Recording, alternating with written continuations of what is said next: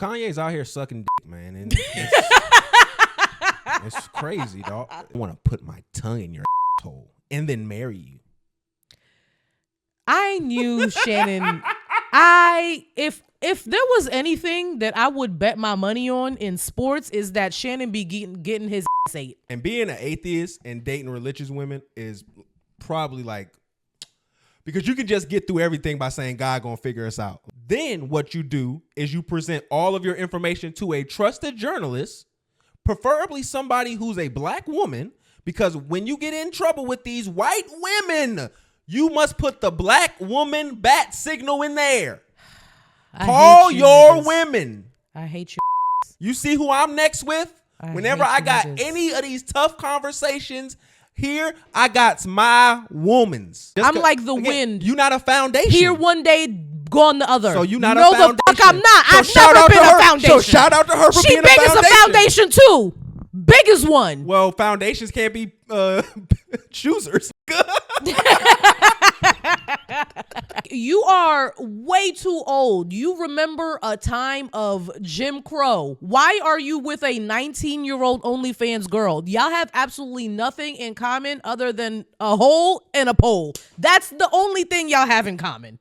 God was yelling in your head louder than the disrespect. That's beautiful. That's religious psychosis. That was beautiful right there.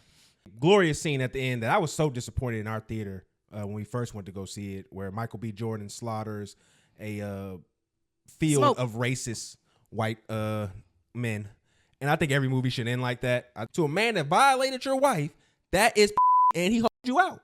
Like LeBron got at his job. Example to these women. Don't let them turn your love and admiration into slave talk, okay? Don't listen to these. It's not love and admiration. She has no more options left.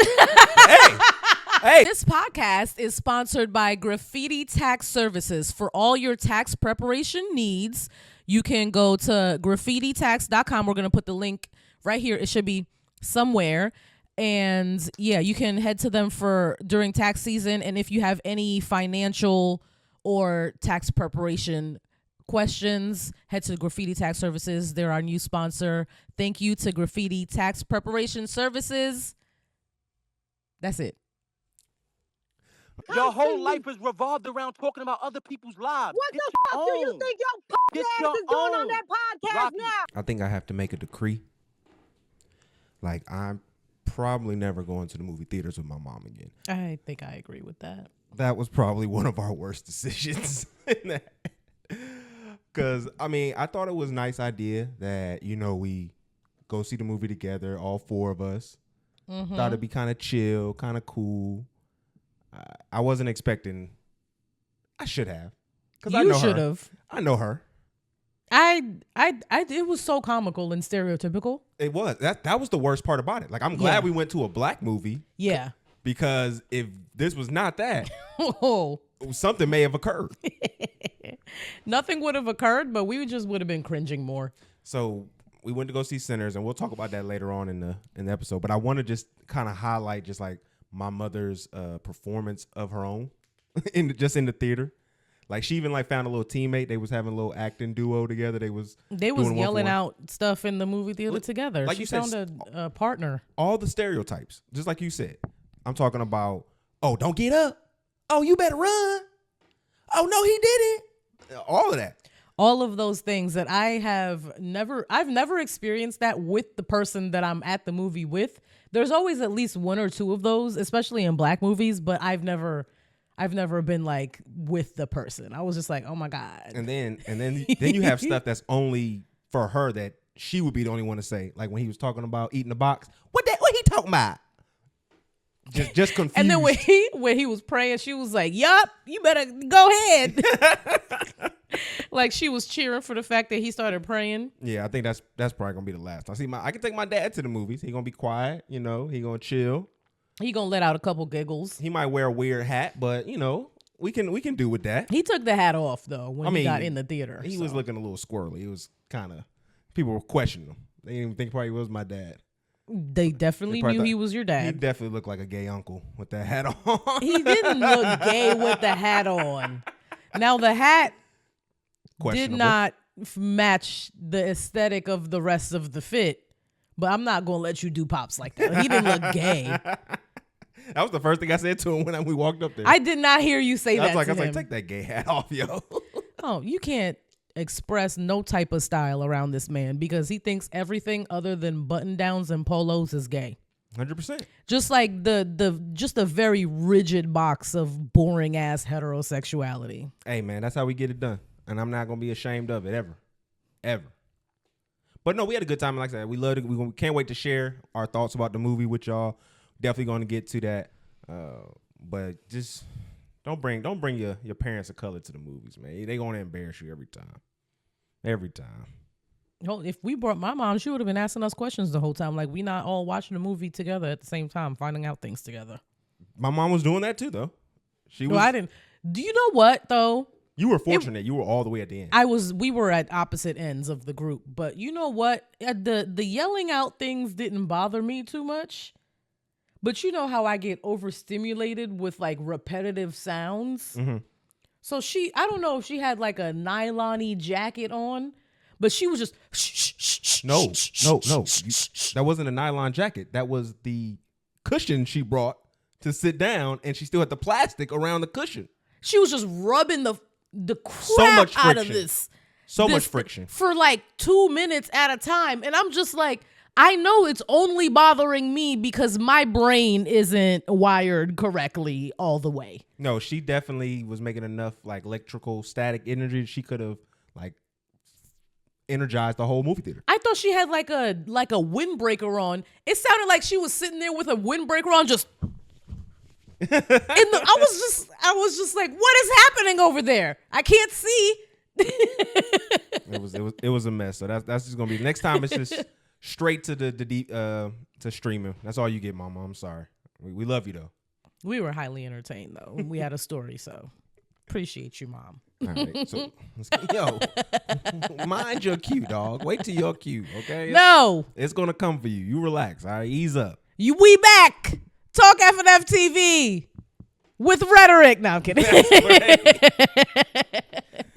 You are now listening to Talk FNF TV. I'm your host, Absurd Rhetoric, and my lovely and amazing and gorgeous co-host, Miss Farrah. Hi.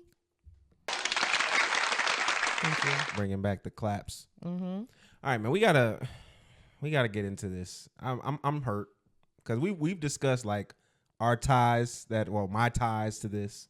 You know, good college alumni mates that I knew. Like their father is being ran through the mud for some recent allegations. So if y'all not familiar, rightfully so. Well, we don't know yet. Rightfully so. You can't do that. No, I'm gonna tell you my opinions. You go ahead. It is guilty until proven innocent. Innocent until proven guilty. No, you was right the first time. That shit was crazy. Innocent, Men should fight their way out of jail.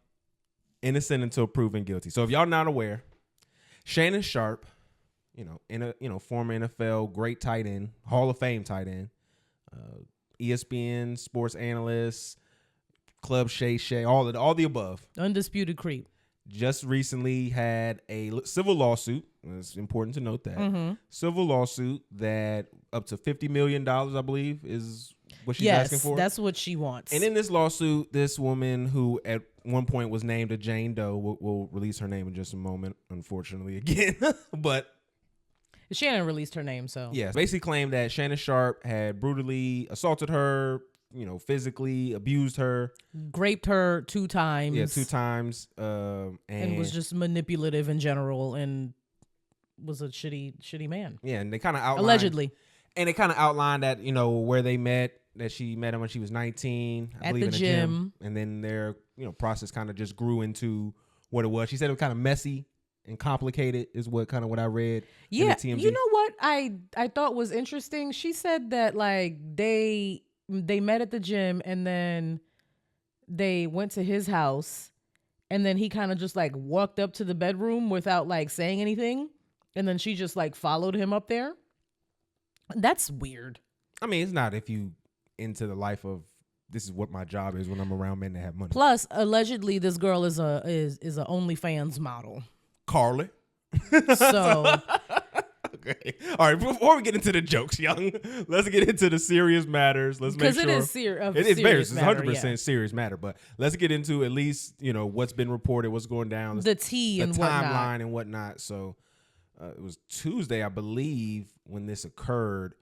This lawsuit came out. Yeah. So TMZ it was 2 days ago. Said that he was sued for $50 million, which alleged rape allegations, essentially assault. Shannon almost immediately responded. He identified the woman as Gabrielle Zuniga. I thought that was an interesting name. Zuniga is crazy.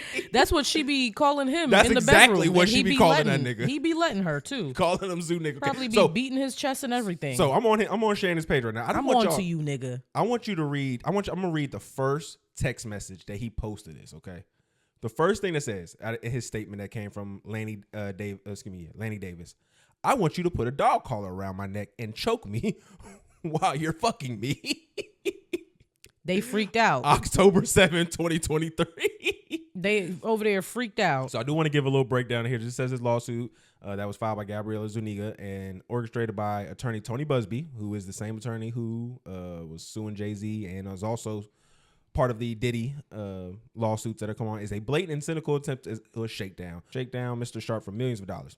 It is a file with lies, distortions, and misrepresentation, and it will not exceed. I just want to start out by saying, if you are a serious victim, I don't think Tony Busby is the lawyer that you should go to, because at this point, his reputation is linked to slander and fraud and unbased accusations. So true that his reputation is, but yeah, he has shown results and has also won cases in these regards. So I just feel like right now, it's a double-edged sword. As soon as somebody sees that your name is attached to Tony Busby's and you're accusing somebody of something, the recent thought is he's not legit. He's just trying to get money. So after Shannon responds with that message, everybody's kind of going crazy about what was in his actual. We didn't even go into great detail about it. There was discussions of baby gravy. Can we read? You want to read some of the messages? Yes. Okay. All right, we'll read. I thought you were going to read all of them. That's why I didn't pull them up. Okay. So the next one that was on there, I'm just going to read the text messages. I know you missed this big, juicy ass. $25K for each cheek. That was earlier this year. Only if you put that baby gravy in me. Then I can do whatever I want to me. Or whatever you... Yeah, what she said? I can do whatever I want to me. She meant you can do whatever you want to me. Okay. Yeah, come on, Gabby. Get better. I want to put my tongue in your asshole and then marry you. I knew Shannon... If there was anything that I would bet my money on in sports, is that Shannon be getting his ass ate. Honestly. That's my daddy fuck. I want you to put a big black baby in me. She was literally so horny that she could not even think straight. Yeah. Like, big black baby. Yeah, big black baby was crazy. She said, you better crave it because you're going to be stuck with it for life after you put a big black baby in me. Like, who? This is clearly like a 19-year-old thinking she's just doing what this old man wants her to say. They be doing plantation play. She definitely be coming out like she Master's daughter. Yeah. And she be like, Shannon, come inside. My daddy's went to North Carolina for the week, so he won't be back till the morning. I come in there and I lay this big black pipe in yo. No, I'm kidding. I was about to. But what if he found out, Marianne? Your dad is gonna kill me for fucking you. You think she called him nigger Shannon? Like, from like Huckleberry Finn, nigger Jim. She called him nigger Shannon. Well, I don't know about that, but I know for a fact that he be like, call me nigger. Big nigger. Call me big nigger. Like, when you're nasty. Call this nigger dick. Okay, so I want to get into the next part. So this came out from TMZ shortly after, I think the next day after the text. Shannon's releases messages. So we'll get into this right here.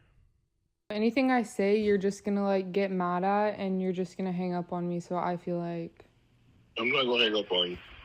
Here's what it is. What does that even mean? Nothing, Gabby. You want to be a dick to me now, so. See, this feels like a real conversation. Don't manipulate me. Oh, no, have mercy. If you say that one more time, I'm going to choke the out of you when I see you. Jesus Christ, Shannon.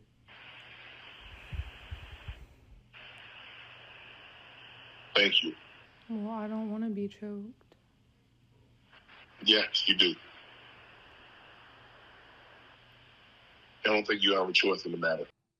See, that sounded like Shannon. The end? Yeah. That was a little, I don't think you have a choice in the matter. Why would she not have a choice in the matter of being choked? So then literally after that happens, Shannon's team goes on the offensive again immediately to the point where they didn't even get this man the mic. He recording off the camera mic for this one right here. So just check this out. This is the next part that Shannon drops in regards to response to that audio. To my family, friends, supporters, and colleagues, I want to speak to you directly and from the heart. Hear that air This is a conditioner? shakedown. I'm going to be open, transparent, and defend myself because this isn't right. This is all being orchestrated by Tony Busby, who has targeted Jay-Z. Tony Busby targets black men, and I believe he's going to release a 30-second clip of a sex tape that tries to make me look guilty and play into every stereotype you could possibly imagine. That video should actually be 10 minutes or so. Hey, Tony, instead of releasing your edit, put the whole video out. I don't have it, or I would myself. You know what happened, and you're trying to manipulate the media. The encounter in question took place during the day at her invitation, and now that appears to be a deliberate setup, coordinated by Gabby, also known as Carly on OnlyFans. Gabby and Tony Busby want $50 million. What they're getting is sued for defamation and trying to take me down. My career is all about real talk and honesty. I know my family and fans know exactly what this is about. And I'm going to be out there telling you whatever I need to say, just like I always do. I love all you guys. That last part sounded a little fishy. Like, don't tell me you're going to tell me whatever you need to say. Like, that sounds like you telling me you're going to lie to me. Yeah, no, that's exactly what that means. So after that, again, the internet's still reacting. Everybody's having their conversations. And then there's another audio that drops today. And I want to say this one is probably a little bit worse. This one is a little bit more aggressive, but I will say, I have to say this in all honesty, this one sounds a little altered. So I'm going to play this one. I didn't hear this one. It was only the first one that I heard. Well, you're coming to LA tomorrow? Yes.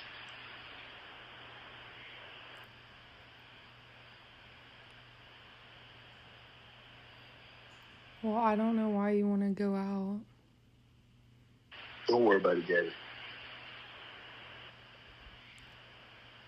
Because he's so short. You see? It's like it doesn't seem like it's... Well, okay.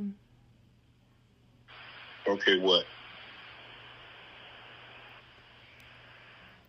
Well, I'm not really interested in getting choked, so I guess we're going. Yeah. I might choke you in public.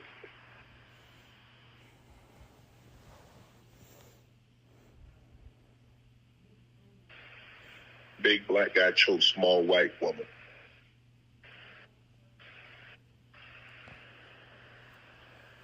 It's not a good look, Shannon. Not a good look that you do with the shit you did to me.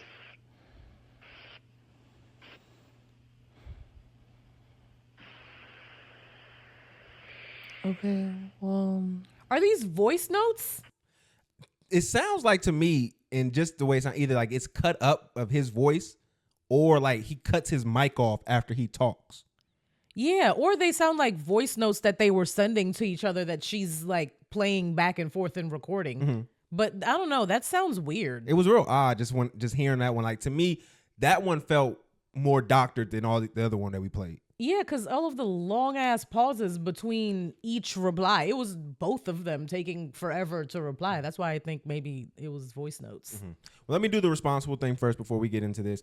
This is a serious case. An assault has been alleged. And when this ever happens, regardless of what you think about the people involved, you must always go into it with good faith intentions in regards to how you observe and create a opinion about this. Because, again, this is something that's extremely serious. And we just don't want to be irresponsible in regards to that because no, and we don't want to victim blame, and we don't want to come off insensitive. Yeah. So the first thing I just want to talk about this when we go into is about what Shannon is. Again, I'm not gonna say if I believe he did or didn't do it, but what he failed to do with all the information that he presented was actually show that he did not assault her. Like, that's what people keep trying to react to these and ignore the fact. How could he show that he didn't assault her, though?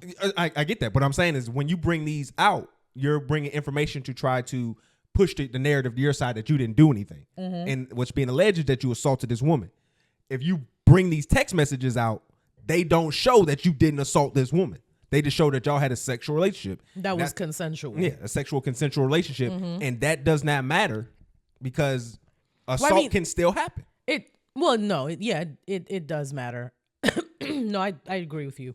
That's what I'm saying. My bad. That wouldn't necessarily. It doesn't matter at all. So that's why I mean, like, you hear people say, "Oh, this a girl a trick," or "She a hoe," or all this other stuff. They can still be assaulted. Those women can all still be assaulted, and she can take her consent away at whatever point that she wants to. And I feel like Shannon's team is doing a lot of the what I would say the correct moves. They have just executed it horribly. Like, I don't know who is in the room. It can't be enough women in there. Because I don't know what woman in her right mind would tell you to release these text messages. Because all you're going to try to do is slut shame her. That's all you're doing with these. Nothing else is being made apparent from those messages except you're just trying to tell people this was somebody you was having relations with. Yeah, and then look at how she's perceiving my black body. Mm-hmm. When you probably was given the green light on all of those kind of conversations. All of those things, 100%. She probably learned it from what you was telling her to talk to you like. She's 19 years old. Again, that's all alleged and things of that nature. When y'all met, allegedly. I just want to put in perspective when people have these conversations to understand, like, you're really promoting grape culture when you are creating the arguments that you're trying to stand on. When you say that this woman, no way she could be assaulted or whatever because of X, Y, and Z, because of his fame or because of what her lifestyle is. Yeah. You can still be assaulted as a OnlyFans. But there is plenty of reasons to be skeptical. Again, you brought up the Tony Busby situation, the fact that he's involved in this. I just think after the whole Jay-Z thing and how hot of a mess that was, to choose to go with Tony Busby to be your representation is like a shaky decision, because there are so many other lawyers that you could go to. What's her name? The Lisa woman? Bloom? Lisa. Like, I think that's probably the first person you should go to with these types of cases versus a Tony Busby at this point. And then, well, I don't know where she can practice law at, but this happened in Nevada. But then you also got to add into another effect in regards to why is it not being a criminal case? Because this isn't a case that was 10 years ago. This was a case that happened 2 years ago. 2 seconds ago. Or earlier this year, she said this happened. So why is that not being? I think those would be good questions to ask to figure out. Again, I can understand why certain women wouldn't want to go through criminal trial. And would just want to settle it civilly. Yeah. Just because, like, there's so much that kind of goes into it more when it's criminal. I've seen women go through it in regards to they've been assaulted and they've gone through the channels in regards to trying to get this person criminally prosecuted. And the girl that I know, she specifically told me after the process, she felt worse than after the assault. Like, the assault would have happened, that would have just been enough. But for her to go through the assault, then go through the court system, and for it to not bear any fruit, it was just like, I just embarrassed myself for the world for nothing. Yeah. And so that's where I'm like, I understand why some women won't do that. And then some more information came out. I feel like also, though, because civilly you could probably stay anonymous, like stay a Jane Doe, but in a criminal case you can't, right? Because it's public. Yeah, I mean, yeah. Well, I think with the civil, I'm not sure. The civil, yeah, you're right. With the criminal case, it does have to eventually come out because they need to identify you as a witness and things like that. Mm-hmm. But the Jane Doe, you can remain it, but generally that comes out eventually too. Yeah. Do you think that it was an aggressive move for him to out her and be like, this is the person who's doing it? Well, see, this is the problem that I have, and I'm glad you asked that question, because this is the problem I have with what he did, and it had no tact to it. No, I don't think so. Like, the fact that you shouldn't have, the first message should have just been a letter denying all the allegations that was presented you and saying you'll defend this in court. Once that audio came out, then what you do is you present all of your information to a trusted journalist, preferably somebody who's a black woman, because when you get in trouble with these white women, You must put the black woman bat signal in there. Call your women. I hate you niggas. You see who I'm next with? Whenever I got niggas. any of these tough conversations here, I got my womans. Can we get into that next? What? Oh, the white woman of it all? We'll get into that in just a moment. I got my womans. Shannon, why didn't you call Gayle King? She's back from space. Why didn't you call any only black up there for 3 seconds? Why didn't you call any black female journalist to sit down, read this stuff off, and say Shannon is vehemently denying this, and he is waiting for his day in court?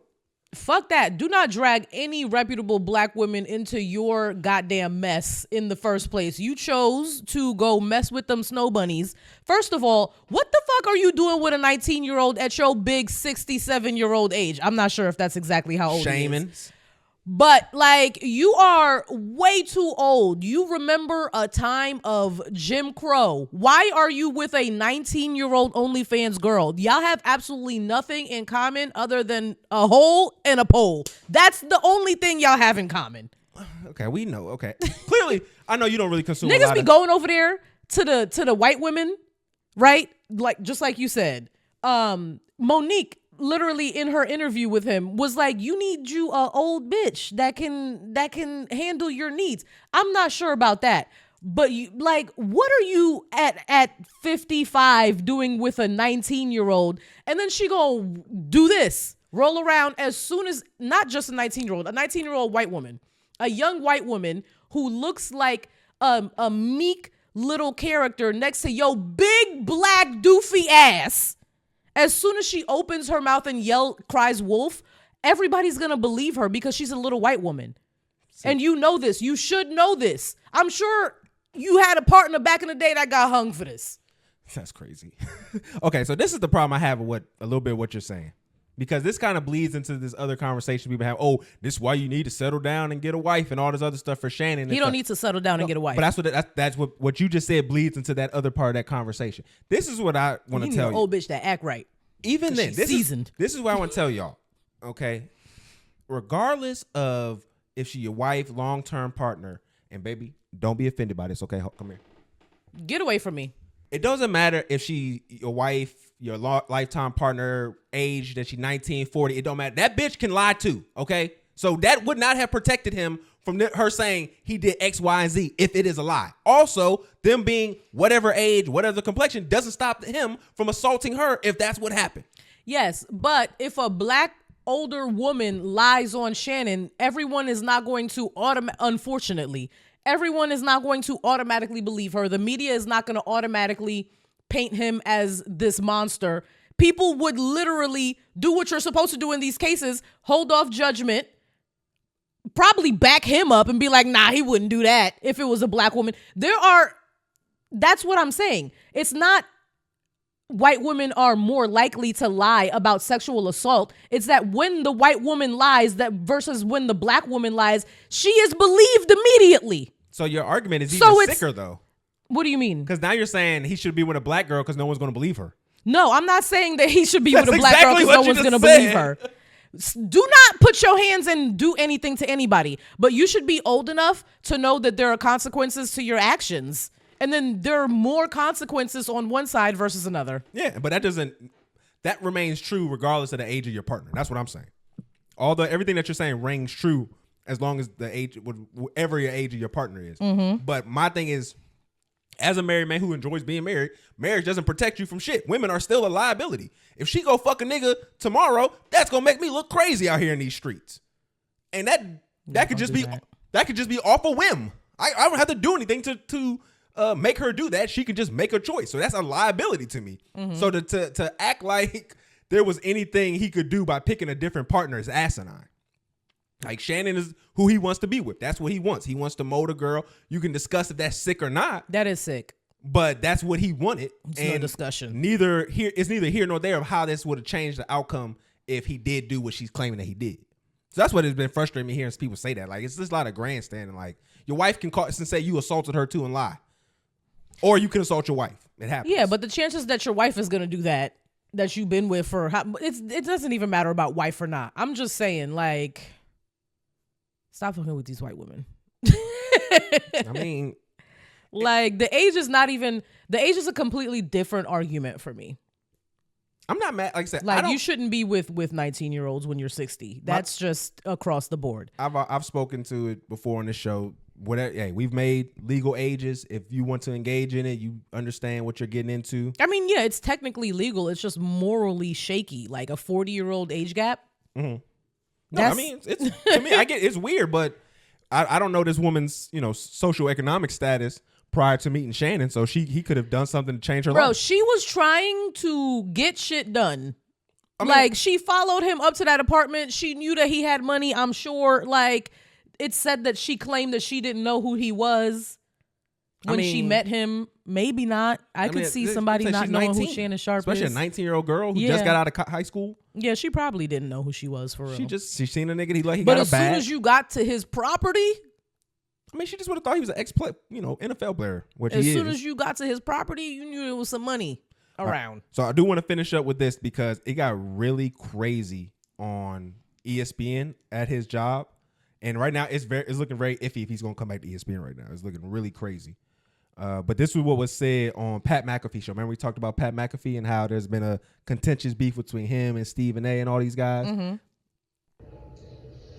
See, CM Punk does as much good to my reputation as Shannon Sharpe does to ESPN. Oh, no, jeez. Oh, boy. All right, see, this is the day it came out. Like hours after it came out. Don't ooh me. I'm not the one getting sued. Oh, okay. All right. At this man's gig. We move along. We get it. This is crazy. That was on Shannon's show? No, this is on the Pat McAfee show, but okay. This is the channel he works for. He's getting utterly disrespected. Yeah. That was But they got crazy beef, to so. me. I mean, not necessarily Pat McAfee and him got beef. It's just contention because we all trying to be the top dog at the job. But that was some low blow, man. That was crazy to me. Didn't Stephen A. Smith Stephen A. reacted about it. He talked about it on his show. It was that's a tough place to be in, especially when buddy your partner. That's a tough place to be in. Did the $10 million that he offered her, did that strike to you odd at all? He offered her I didn't know That's he what his offered lawyer her said. money. Mm-hmm. It was a settlement? Yeah. So shouldn't this be done if he already offered to settle? She didn't take it. They trying to get to 50. If he's already trying to settle, then I don't know how that looks. Okay, well, I got a video that explains that, and we can talk about sinners after this. Because Jay-Z did not attempt to settle even one bit. He was like, bitch, I'll see you in court. Like, I'm defending myself. Because he did not do that shit. I don't know. When people try to settle, it gives a whisper of guiltiness. Okay. Well, I want you to listen to this because this actually breaks down the logistics of it, Mm-hmm. and maybe it might give you a different perspective. So okay. We have to talk about what a settlement means, just because it's been so unclear, where people assume when you make a settlement offer, that means that you're automatically guilty or that you've done the underlying action. Actually, it's a math equation, believe it or not. When you have a lawsuit that is pending, you speak to your lawyers and they talk to you about the probability. So if he's being sued for $50 million, stay with me here, Dan, and the lawyer says, Shannon, there's a 10% chance of this happening, of the victory against you, of you losing. 10% of 50 million is $5 million. That means the value of the lawsuit is $5 million. But the legal fees are going to be $8 million, no matter what. If you have no liability or if you're found liable for $50 million, you're going to pay me $8 million. That's a total of $13 million. That's when you go to the other side and you say, I'll give you 10. That doesn't mean I did it. Doesn't mean I didn't do it. It's called a nuisance settlement amount, and it's discovered through a simple math equation based on probability. And that's all it does. So when the 10 million was offered, now people go crazy. Oh my God, how can you be so stupid as to say you didn't do it and then offer 10? That's how. Yeah. So I mean, like I said, you can't always go to the quick out with it, but at the end of the day, Shannon's been through this before. So he's had Me Too situations in the past. You know, we discussed that on the show before. So I can understand maybe potentially settling because you don't want to have to go through all that again. Because he made sure that woman beforehand, it was shown that she was lying. Like he was going through a lot to prove that she was lying on him. But in this situation, I don't know if he maybe felt like it was worth it anymore. Also, he was getting this big deal everybody was announcing, which I don't think it came from him. I got a conspiracy around that. He has like $100 million deal or something like that, right? That's not what it was going on. So it looked like that if you just, going through the timeline. But what it actually said was that his deal with the Volume, and you remember the Volume is Colin Cowherd, the white guy I was telling you about? Sure. They were saying his deal with the Volume is coming to the end, and he's looking for $100 million contract. Okay. For whoever he signs with next. I think I said this before with Colin Cowherd prior. I'm going to say it again here. I think that when he did this similar with the Fox people, I think he put people in batteries and backs. I wouldn't be surprised if he put a battery in this girl back to do the same thing. So that Shannon comes back to him a damaged man, the brand slightly tarnished, but just enough that he can repair it. And not having to pay him. Yeah, Colin doesn't have to close go out to as much. Yeah, and then Colin can help still build up the volume. So they trying to Drake Shannon. I'm kidding. I wouldn't be surprised, man. To me, Colin, I don't believe they did that to Drake. Colin is a sly dog to me. I think that he's capable of a lot.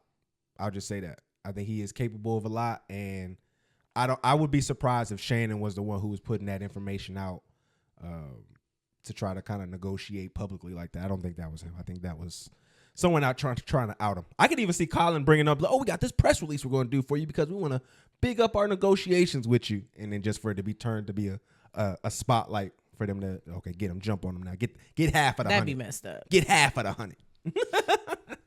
All right, so let's get into Sinners, man. So we went to go see Sinners twice. 2 times. We went yesterday, and then we went Sunday on Easter. Mm-hmm. Yesterday being Tuesday. Yeah. When y'all see this, you're gonna think it's Thursday. You're right. I want to say, I think we should just get into this, jump into the plot of it, let everybody know what was happening. This is a spoiler alert. Yeah, definitely filled with spoilers. So we're gonna get into just breaking down the plot. We're gonna talk about some ideas we had about the movie itself, and then just kind of discuss a little bit of the reaction to it. But first, I'll just kind of break it down. It's about 2 twin brothers, or maybe they cousins, who come back to Mississippi in 1932 and are opening up what was called at the time a juke joint, which essentially was a club. Yeah. You see them for the blacks. You see them kind of go through the logistics of, buying the place, picking up the entertainment, getting the food and stuff ready. Like you kind of get that communal vibe amongst them. And you're seeing how, what they meant to the community, people seeing, people knew who they was. Their name rang bells. Because they had a infamous reputation before they had left. So the twins left for Chicago. They just came back. But before they left, they had just robbed the bank. So, no, they robbed the gangs in New York and in Chicago. Yeah, but before they left the Mississippi or wherever they were, they had robbed the bank. There was a on Spotify on the Sinners page. There are 2 articles, news clippings. So one of them was talking about Smoking Stack robbing the bank before they left for Chicago. Okay. And ran off with all the money. So they probably used that money to look like something in Chicago. But what were you saying? No, they got that. Basically, they were getting everything together. Once they start having the party, you see kind of a good scene of probably one of the most powerful scenes in media in the last 10 years, I want to say, in regards to that musical scene where they kind of do not reenacting, but they show the embodiment of culture over time, and they show where music, how that kind of bleeds over. So everybody. Sammy is performing a song, and that boy got an ancestral voice. Oh my God. Ancestral voice. It's so amazing. It's deep, but it's smooth. It's so good. So he's singing a song about how he loves the blues and he's lied to his father because his father's a pastor. His father wants him to follow in his footsteps, but Sammy absolutely loves the blues and that's what he wants to do. So he's singing a song. And in the beginning of the movie, there's this little cartoon of long back in the day, there are these people who have this musical ability that is able to heal their community, is able to conjure ancestors. The Irish call them this. the Africans call them this, you know? So Sammy starts playing, and he's obviously like, he has that power. He has that gift. While he's playing the guitar, you see like African tribal dances, and you see like I think it was supposed to be Sun Ra. It was like an Afro-futuristic moment. Then you see like DJs, like the hip hop, and then break dancing, and you see girls twerking next to the African lady who's doing like the same kind of movement, but it's a little bit different. Obviously, it's meant to say that like we've always been doing this. It was my favorite scene in the movie, and it was a little bit early on in the movie. And during that scene, I had 2 streams of tears going down my eyes because I am wildly emotional. And I was just so happy that like Ryan exists and he had the money to do this. Like that was simply it. I was like, I love when Black people are able to create things because look at what we get. It was gorgeous. And in that scene, I was like, we're going to come see this again. Like, I don't care what happens in the rest of the movie. So then the movie kind of bleeds off to the more horror aspects. They kind of attract the vampires with the music. That one song, yeah. Yeah, then they essentially get picked off one by one, being turned into vampires, ending up with a final battle between like half the people that were remaining, and it ends in just essentially the sun rising. All the vampires, for what you think for the most part, are killed, and then there's a glorious scene at the end that I was so disappointed in our theater when we first went to go see it, where Michael B. Jordan slaughters a field of racist white men. And I think every movie should end like that. I think like every movie, just even if there's like no Black people in the movie, like a Black guy should just come out of nowhere and just annihilate a bunch of racist white men, just mow them down. And then, like I said, I was assaulted by our theater. Nobody clapped. I'm over here trying to clap. I'm trying to wake it up, and niggas looking at me like I'm a psychopath. There was somebody who was clapping in the second theater. Yeah, the second time we went, there was somebody else clapping, but yeah, I did a little. But like, I think clapping in the movie theater is obnoxious. Niggas clapped when Thor came, and he didn't do shit until afterward. So if Thor can get a round of applause in the movie theater, I think Michael B. Jordan shooting racist white men should get an applause. No, 10 times out of 10. I agree with you. But I think overall, like I said, I think we both enjoyed the movie. I think it had a lot of good, like, just scenes, elements. Too bad we weren't able to see it in its IMAX, I believe it was supposed to be. It was like a 70 millimeter Kodak film thing that you're supposed to see it in, but there aren't a lot of theaters that show it in that format. So unfortunately, both times we saw it, we weren't able to see it in the format that Ryan intended for us to see it in, but still we were able to support, which was great. So, I mean, one of the themes I think we both pretty much agreed on with this one was kind of obvious. Like, this was like, I don't want to call Ryan a hotep, but this was like essentially like a hotep fever dream in a little bit in regards to like the first half of the movie. The first half of the movie was like a time period. Yeah, but it was a hotep fever dream because it was romanticizing Black entrepreneurship and things of that nature. The reason why I say that is because the overarching theme that I acquired from, and you agree with me, is that integration kills culture. I agree with that part. I didn't agree with anything you said before that. I said all of that that's all surmises from it. But like I said, integration kills culture, and the vampire was the embodiment of integration. If you kind of watch the video, even when they first reached the juke joint, right?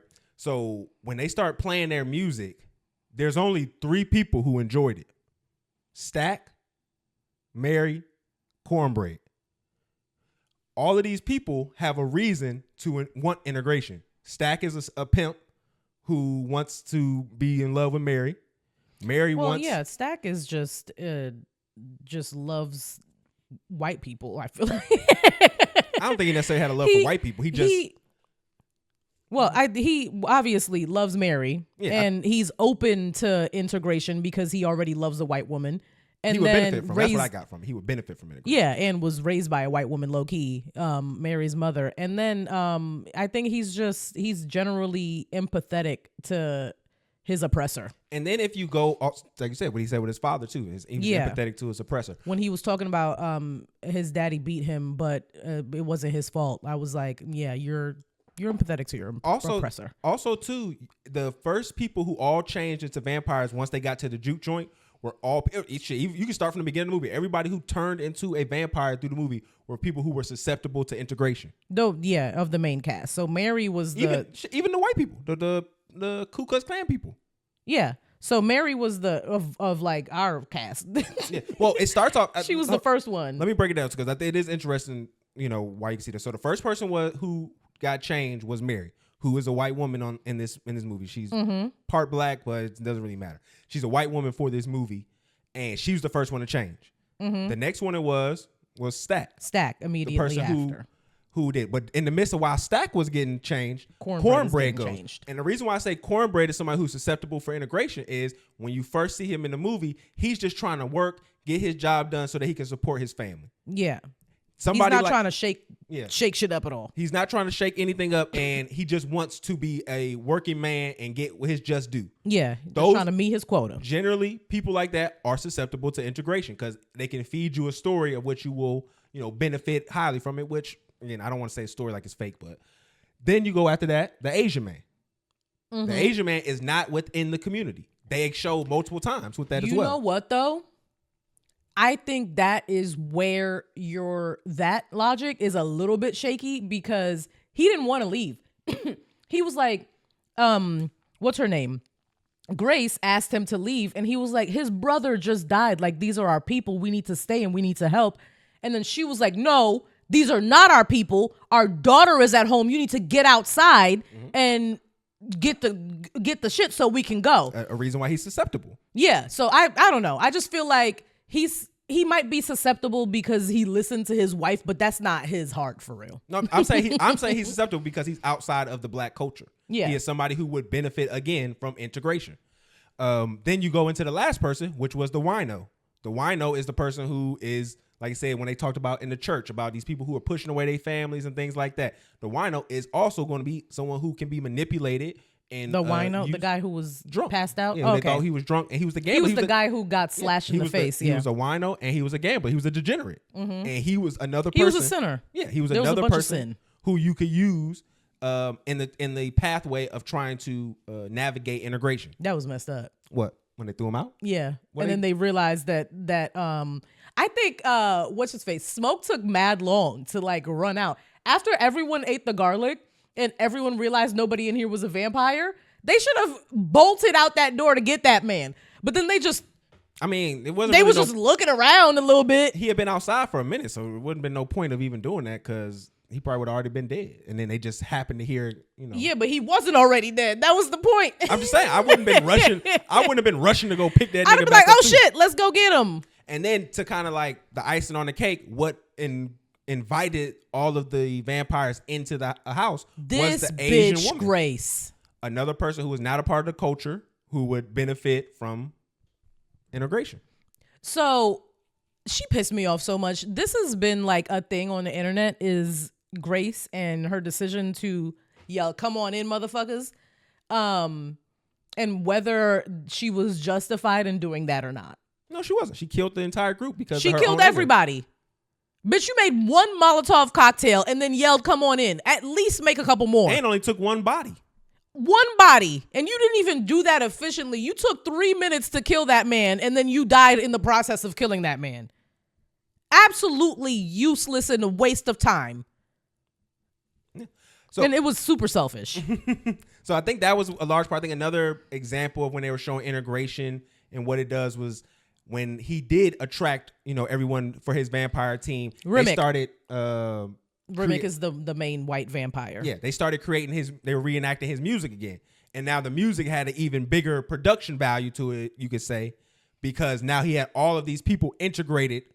Yeah, they was making his shit look better. Yeah, they were adding more value to his music. Mm-hmm. So, like I said, that river dance though, that little Irish jig, he was hitting that shit. You see how they got her? He was hitting that shit. She would have been outside. You would have went outside. I wouldn't have went outside. You would have let him bit you. I wouldn't have went outside because I'm extremely spiritual. I'd have been attached to Annie's hip. I'd have been like, girl, what we doing next? Like, I wouldn't have been listening to anybody but Annie. I'd have been in there, shut the fuck up until listen to Annie. Where Annie end up? Dead. I mean, yeah, that's because of the grace. If everyone just listened to only Annie, first of all, Annie also said that we got to keep everybody inside. Did you realize that the second time? And then Delta was like, everybody get out. I was like, oh, goddamn. But no, I just think that was kind of like the overarching part. I think there's going to be a lot of people in the future who is going to like misrepresent this movie. They're going to forget about Slim's lynching scene where he talks about his homeboy being lynched. I think they're going to forget all about the fact that the money that they were getting used to pay was credit from the plantation. I think a lot of people are going to use this movie to romanticize their already perverted idea of segregation in Jim Crow era, because they want to always be like, oh, this is when we was family. No, nigga, that's when we was oppressed. And then they're going to forget that Stack and Smoke got that money from crime. They didn't get it by pulling themselves up by their bootstraps and going to college and becoming entrepreneurs and stuff like that. Like, they got that from stealing from different gangs and different banks, and they just hustled, and they were lucky because of Annie's mojo bag, mostly, I think. Which that made me really sad when at the end during the KKK battle he pulled it off. I was like, oh, he's given up. He wants to die. But I didn't blame him for wanting to die either. Yeah, once he seen I wanted to ask you, if you're somebody who believes in heaven, hell, all that, I was going to ask, do you think after killing a bunch of people and then dying himself, where is Smoke going to heaven or hell? And then that's not even the question, right? Do you think, it's a very convoluted, like, religious question. Do you think that the slaves who killed out of like self-defense and just like desperation were like punished by God for those killings? That's what I was thinking. I was like, I would hope not. Well, I'm an atheist, so I don't believe in that. It just leave your atheist mind frame. I know. I just have to give that as a prerequisite. If I was to make an assumption, if I was going to go off of the Christian God, he is a petty God. So yeah, I would think that he would send him to hell. Yeah, I just think that like technically, they would probably go to hell, but hopefully that if all of this is real and everything, there would be we not going off of technicalities. It's a lot of gray areas in morality. So,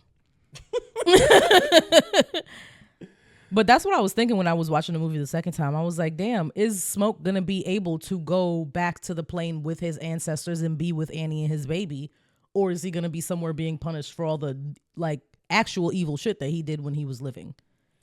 So then the movie kind of just ends with Preacher Boy living his life, becoming a big time music performer.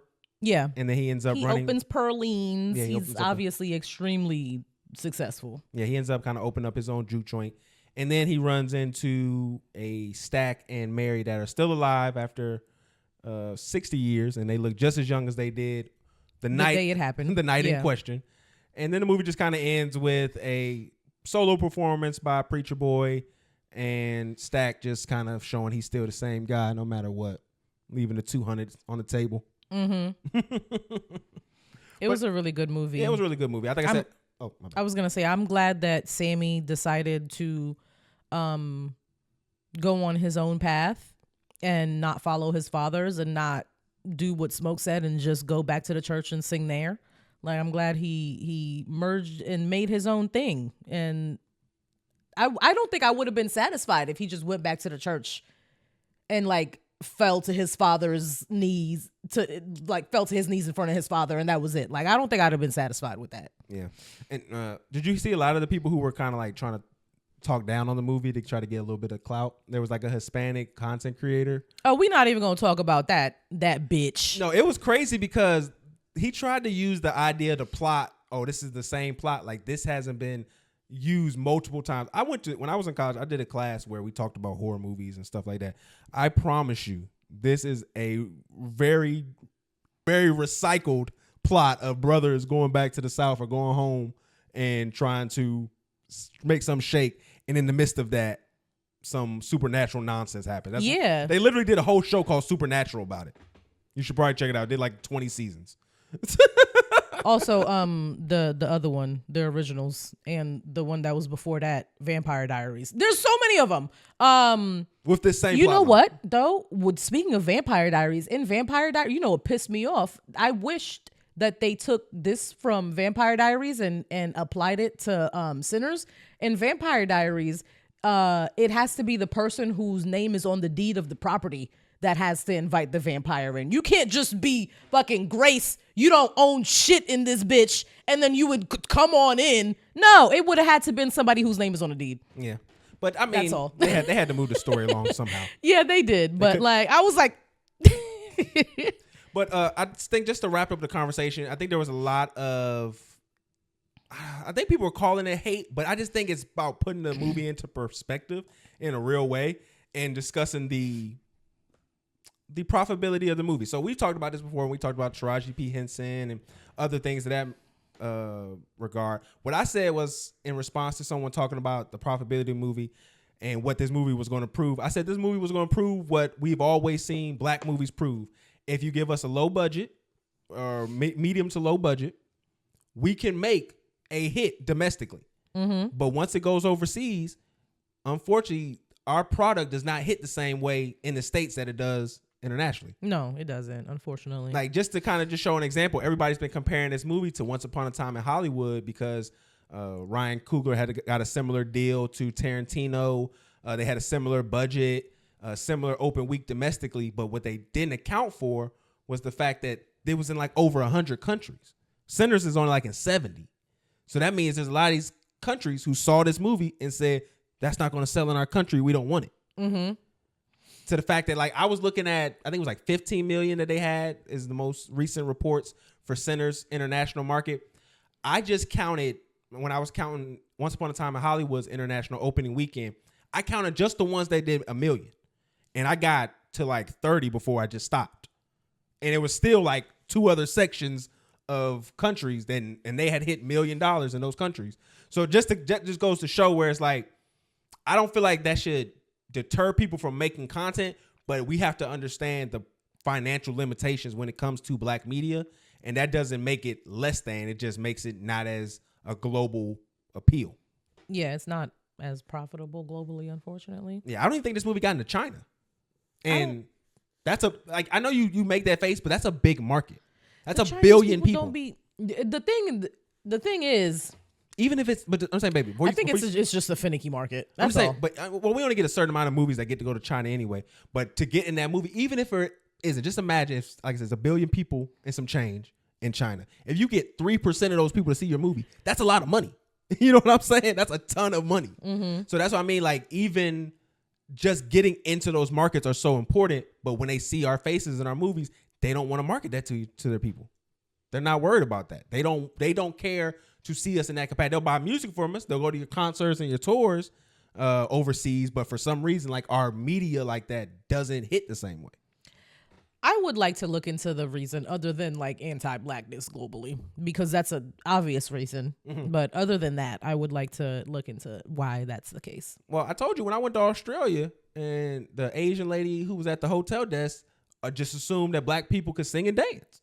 Like, that was just that was back in early 2000s, but nonetheless, like, that's the global stereotype about us. So if you see us acting, that doesn't fall into the singing, dancing type of, motif. I guess. I don't know. I don't think that's a good enough explanation. I mean, you don't think, like, that's just, it goes into the bigger picture of the anti-black racism. Like, when they did Black Panther in China, they didn't show Chadwick's face. They don't. That's just anti-blackness. I just like. Let's move on. You don't want to get in. You don't want to. No, because neither of us know the answer, so I don't want us to like speculate. I think I pretty much know. You think you pretty much know anything? Well, like, that's just how you are. What can you? Nigga be loud and wrong all the time. When? Literally a little bit earlier today. Say it. When you I don't forget what we were talking about.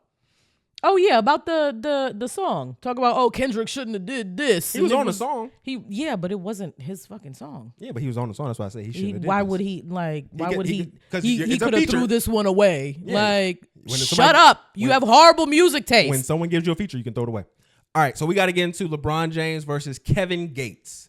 So this was very interesting because I thought this was just going to stay on the internet. I didn't even think LeBron was going to respond to this, but Kevin Gates had said on his live where he talked about essentially not ever wanting to switch places with LeBron James. And I'll let him explain the reason why. I thought it was interesting reason. And I think there's a good conversation to be had about what he said.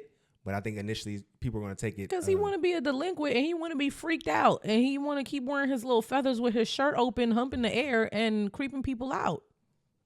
And you can't do that if you're held to a standard like LeBron is. You got to stay at the bottom of the barrel where you are. I'm like, man, he one of the greatest players to ever play the game. Right. But I wouldn't want to trade places with him. And they was like, why not? Why you wouldn't want to play with him? I say, because I don't like the way Savannah look at LeBron. I like the way them white women look at LeBron.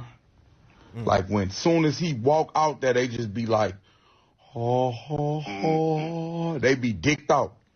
But it's like I noticed when he go do the handshake with the main player on his team, which is that, it's like, you act like I'm bothering you, bitch. Like, I'm the greatest player in the world. One of them. Top 5 black like all time. Top 5, top 10. I'm one of them. And I'm in the playoffs. And you act like the warden of the jail. Like you came here to police me. Like you ain't, like, you not dicked out like these white women just dicked out about me in here. Like, so, like, I couldn't do it. I couldn't do it, bro. Because when I've been around that dude just. When you're actually talented, you don't need everybody falling at your feet. You can just exist. So because your confidence and your ego is high, unlike Kevin's, where his dick is probably little, which is why he do so much. So then LeBron goes on Instagram and he puts a post of him and Savannah, and he says, "Kings don't concern themselves with the opinions of peasants. Where to next, Queen? Let's get it." So I want to say this part before we talk about how this kind of ended in the climax of this situation. I get what Kevin Gates is saying. And I've even spoke on this show regarding the fact that certain achievements don't get the respect from a person's partner in particular situations that we talked about, individual situations that we've talked about. But in their situation, it's a little different and it's a little harder to kind of just put that one ideal on them because they've known each other since they was children. High school. Like, this isn't just the girl that he met that he felt like he deserved her after his success and all this other stuff. Like, this was his friend, like his real life. They grew together. Like, I would imagine that LeBron and Savannah could form a relationship similar to what Will Smith, a more positive version of Will Smith and Jada, to where, yeah, LeBron might have some, yes, Jews and some women on the outside, but like his homie, his road dog, his friend is Savannah. Mm-hmm. And that's always going to be rule number one with them. And I can see where that's a reality in regards to that. So when you Kevin Gates, you can't apply that same kind of logic to somebody who's been with their partner before they even matured into an adult. Yeah, but he was with Drika for how long have they been together? And they're still together. Mm-hmm. And she came out and said she rocking with him regardless of the Britney thing. But she fucked up the trainer, right? Okay. We ain't never heard of Savannah didn't fuck the trainer. We didn't. So, I mean. The trainer was a stud too, right? She was fully freaked out. Kevin Gates look a little studdy though. He does look like a stud. Like, he doesn't look a little like studdy. Study. He looks like the stud, like the stereotypical light-skinned stud. Yes, like him and Manny Fresh both look like studs. So most people would think a situation like this, rapper, best player, one of the best players in the league, it would just end at that. But not with Kevin Gates. Kevin Gates said, I ain't no peasant. And he got tickets, floor seat, playoff game for the Lakers. Mm-hmm. And he sat there with Britney. He had Britney dressed in all Muslim attire. I believe she only could look at in his direction the whole time. That did make it fly. I don't think she turned her head any other way but to look at Kevin Gates the entire time. Oh my God, girl. Just start shaking your ass in front of the camera again. No, she's doing right. You being a good, solid example. You are being a great example to these women. Don't let them turn your love and admiration into slave talk, okay? Don't listen to these. It's not love and admiration. She has no more options left. Hey, Hey, you think it's love and admiration? It's literally one has ran out of options and one wants to exploit the fact that the other one has ran out of options, and she's going to be malleable to whatever the fuck you want because you are the last of the bottom of the barrel that she can scrape up and get. After a Kevin Gates, what is Brittany getting? What I'm saying is get the fuck out of here. From Kevin Gates' perspective, that's fly. No, it's not. That's fly. And then, so again, like I said, the reason why I feel like this got a lot of heat, just because LeBron recently, we talked about this as well, checked Stephen A. when he was courtside at the game. Mm-hmm. And for you as LeBron to go after Stephen A. when he's talking about your son, who is a professional athlete on the team you're playing with, but then not have any words in a similar situation to a man that violated your wife, that is pussy, and he holds you out. Like LeBron got hold at his job. Yeah, you should have accidentally threw the ball his way or something. Like knocked him upside the head with the basketball or something of that or nature. Just turn around and call him a bitch and tell him watch his mouth. And then it's over with. Do you think maybe LeBron was told to stop confronting people he beefs with at the games? They can't tell LeBron what to do. Fair. LeBron left the Heat over cookies. So like, did he? Yeah, they stopped. They used to have chocolate chip cookies the way that he liked. Every time when they got on the plane, Pat Riley got rid of the chocolate chip cookies, and the next year LeBron James was back in Cleveland. LeBron don't play about stuff like that. So you over here trying to tell me what to do, pussy? No, nigga, what? Goat, nigga, 50K points, nigga, suck my dick. I'm sitting on anything I want. Like they had a video of him sitting on the scorer's box with his feet in the seat, like in the actual folding up chair. Like LeBron doing what he want. But you gotta hire Driga as your chef, and then you gotta hire the stud trainer as his trainer, as Savannah's trainer. No, he can't. He's a professional athlete. Like she don't know what to do with that. But as Savannah's trainer, and then y'all need to invite them over the house. See, Savannah a real one. See, like Savannah put her name on the drugs for LeBron. Like, you think Brittany gonna do that for you? If you making, how much money is LeBron making? Billions. I put my name on whatever the fuck. Whatever. Yo, Savannah jumped on it for the steroids, yo. Shout out to her, dog. Yeah, I'd have jumped on it too, nigga. The fuck? We not messing this up. Put that in my name, big dog. Yeah, I was taking them for my eczema. Savannah Clit pulling out her fucking pants because of all them steroids. Let's not talk about her genitals. Oh, snap. You hold it down for me like that? Like if I was an athlete, you hold it down? If you was making billions, hell fucking yeah. What if it was like a couple million? Like what if it was just I'll hold you down. If you're my husband still. See, this is now, I would hold you down less excitedly, but I would still hold you down. See, this is what we were talking about, where it's like, that's a 1% earner, and she acting like that's, oh, well, I guess I'll do it. Like, that's this crazy. This is still a hypothetical. Yeah, but even in the hypothetical, I'm still a 1% earner in the hypothetical. Did I not say yes? Begrudgingly. That's okay. That's Kevin Gates is talking about. It shouldn't be begrudgingly for a 1% earner. It should be, yes, baby. We talking about LeBron.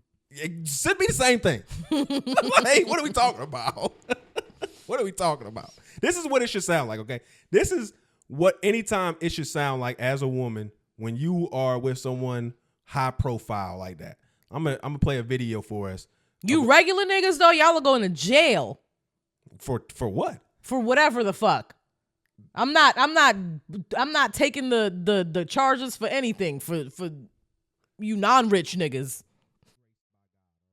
A radical heart shift from that moment. I got in my word, under my word. I just completely changed as a person. And I realized that God loves me, that God has a purpose and plan for my life, that God chose me, that I'm fearfully and wonderfully made. Yeah. So he would call me out my name. It wouldn't bother me because I allowed God's voice to be louder than his. Talk about it. And when I was going through transition of him, religious not coming home on the mania, weekends, not being there, telling me I hate you, I'll never love you, I wish I never married you. Right. I knew that life and death is in the power of the tongue through the word of God. So I would say you will love me one day. We will have a good marriage one day. And Okay, you can although stop he this. would go out for This gets weekends, worse. I would literally help him get ready to go meet his side chick by ironing his clothes and getting him ready for the night. And these are all things I was graced to do. I would not encourage anybody to do that unless you are graced by God to do this. But see, look at that. These people are pastors. These people are pastors. They have a church together. These people preach to our community on a weekly basis. This dumb bitch. That's hate.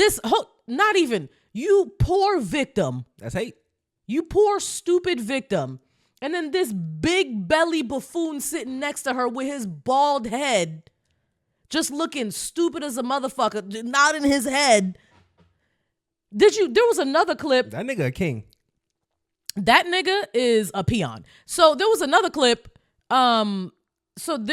These two pastors have been going viral on TikTok and Twitter, apparently. There was the first clip that I saw. She was talking about how when they first met, when they were in high school, he told her that he loved her, but he liked a bunch of other women, and that he was going to continue to do that. And that's a king.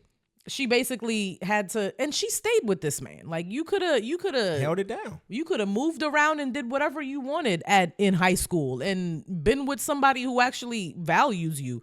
Y'all in front of a camera just looking stupid. No. Just old as fuck, spewing nonsense. And then I think you saying that like God was yelling in your head louder than the disrespect. That's beautiful. That's religious psychosis. That was beautiful right there. Like, to me, you hear all of these women who talk about being religious and all this other stuff, and they talk about how they really with God. They not. No, she said that she had trauma from her mother and father splitting up. And she always thought that if her mom just forgave her dad for cheating, then she would have been happier. So then she just continued to forgive this man and it worked. For cheating that she had no fucking kids with whatsoever, you dumb, stupid bitch. How is that dumb? Getting cheated on in high school and then holding this nigga down while you don't have no kids with him. What are you holding down? Just because you're not a rock like that don't mean you should I'm shit not. on her. I'm not. I'm Okay, water. then. I'm flowing and I'm moving and I'm leaving. So then I'm like the wind. You're not a foundation. Here one day, gone the other. So you're not no, a foundation. No, the fuck I'm not. So I've shout never out been to a her. foundation. So shout out to her for she being a big foundation. as a foundation too. Big as one. Well, foundations can't be choosers, nigga. Foundations just get built upon, my nigga. They don't choose nothing. No, she got dumped on, not built upon. I ain't gonna lie. I'm not gonna lie. And then he's still cheating on her. As he should. I'm not gonna lie. This remind me of the days when I used to date like the super religious women. And being an atheist and dating religious women is probably like, because you can just get through everything by saying God gonna figure us out. Like he talking to, like, especially when you bring it up to, because this is the beautiful part of it. They should have threw you in the trash. No, never. Because they want to be your savior. They want to have this story with you, like, oh, I brought him to Christ. So this is what you do. You dumb bitches. This is what throw the nigga away. No, you didn't. I'm not trying to change you into nothing. I'm not religious. I don't give a fuck whether you believe in God or not. But see, this is how you would pull them, right? So like first I would tell them that I'm an atheist, but they would still, rock with it or whatever. And then you do the first thing when you mess up and they be like, oh, I can't do this with you and all this stuff. But God has been speaking to me. Their eyes always jump up when you tell them God might have spoke to you. I'd have did physical violence bro, to you, like you honestly. can, like the fact that you can just quote unquote pray through anything is like the biggest trick that is like easily exploitable. Like I encourage all of y'all, if she a prayer, just tell her you'll pray through anything. You probably can at least good 5 cheats off. And there's verses in the Bible that's gonna have her hold you down regardless. So I mean, it's not a bad thing, man. It's not. If there's anything y'all ever take away from me, listening to me on this fucking show, is you need to be more willing to throw the nigga away. I have never regretted throwing a nigga away. Like, ever. Maybe you gonna cry for maybe a day or two after, maybe a month after, maybe a little regret. Did I regret it? 2 months after? No regret. No regret left in your body. You'll be fine. Throw the nigga away. Don't try to work on it. Don't try to change him. When people tell you who they are, you fucking believe them. You need to throw the man away. There's going to be more men. There's going to be more men, especially if this one is shitty. You just saying that right now. If the nigga had the sack, you'll go through it. There was a nigga that I talked to that had a wild amount of money that used to just throw me his card and be like, go do what you want. Who texted me while we were together and I fucking ignored that shit because I threw the nigga away. Should have finessed that nigga. Should have told me we could have finessed that nigga. I was definitely using his card for Instacart groceries.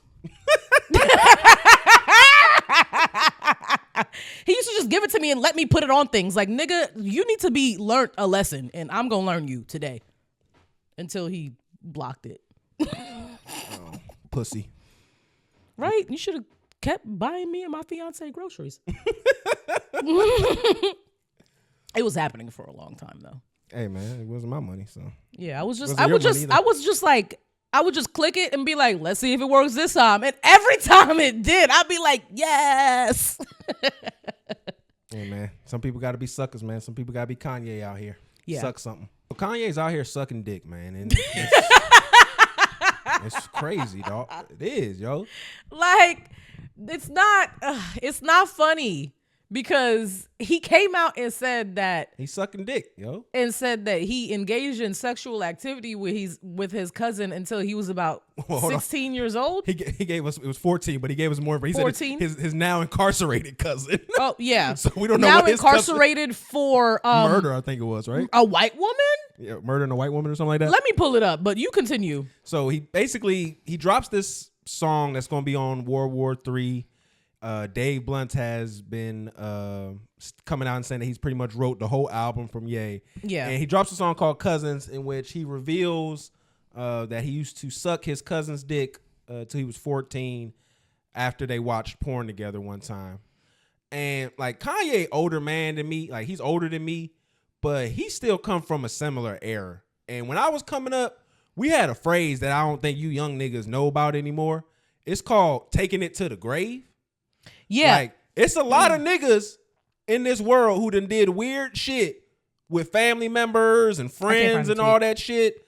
It's okay to take it to the grave. You go ahead and you never say anything to anybody about that. I got a few things I'm taking to the grave. Same. Like, nobody needs to know. It's a few of you bitches out there that I hit that I'm never admitting to. Listen. You know what I'm saying? There are a couple things that only I know about. You know what I'm saying? So, it's okay to do that. I know you young niggas think y'all got to tell us everything. You don't. And if you lying, why are you lying about sucking your cousin's dick? Like, he's incarcerated. He can't even defend himself. What if somebody trying to suck his dick now? Like, he's definitely getting. Are his you dick jealous? in there if that's the case? Like, and to me, the part first of all, get your cousin out. Nah, he's in there for murder. the part that just kind of really sickens me about it is the reaction a lot of people are having, and even kind of like his kind of conversation, because he like says it's because of the adult movies he was watching. Mm-hmm. And I'm like, that's not essentially a one-to-one, because if you have people around you explaining things to you and watching, like, okay, this is what I want to say. This isn't a porn thing.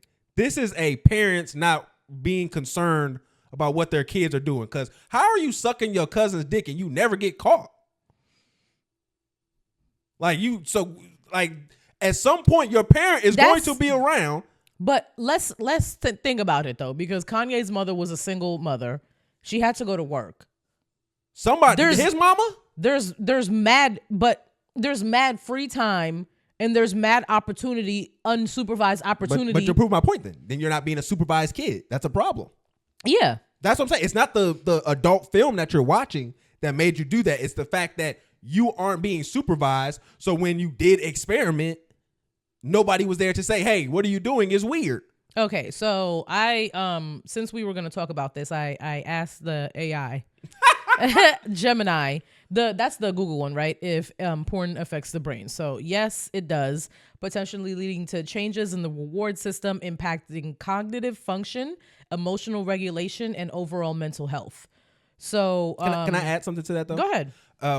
When people say things and read things like that, what you have to understand, it is not one time or watching it here and there. It affects your brain after long-term use of it. Mm-hmm. Like if you're watching it a whole bunch. Yeah. Or like if certain things trigger you to watch it and it's almost uncontrollable for you.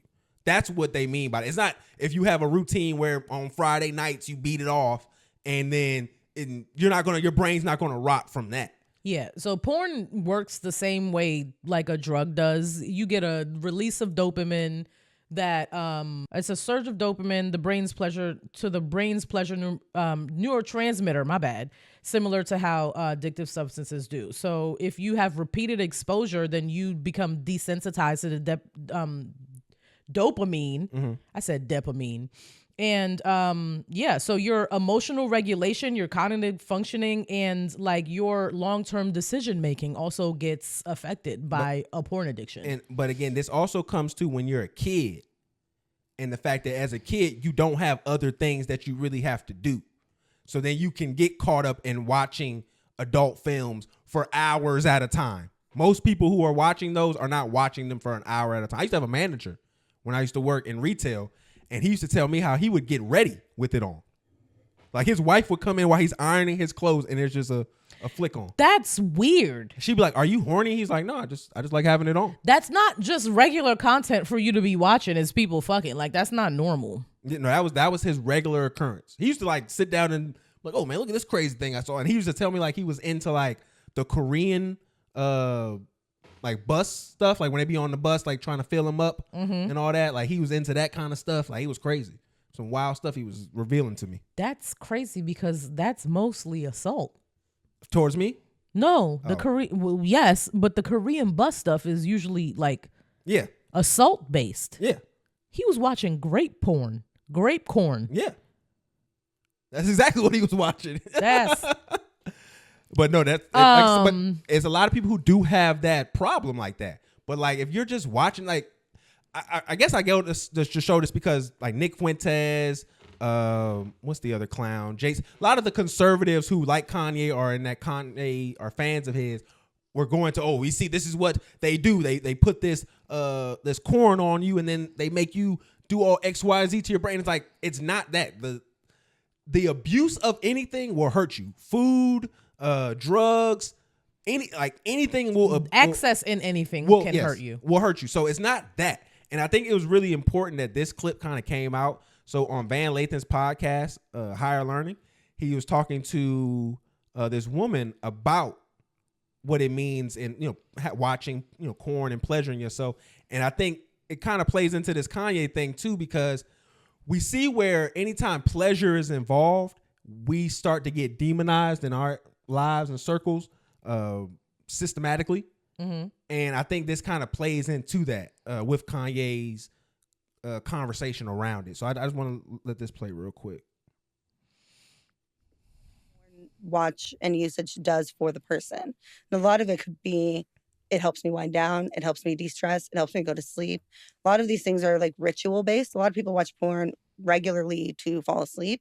I think that we do lots of things like that. People drink tea or they might meditate, and some people watch porn. But the reason that it is so kind of like shamed and relegated to the shadows is because it has to do with pleasure.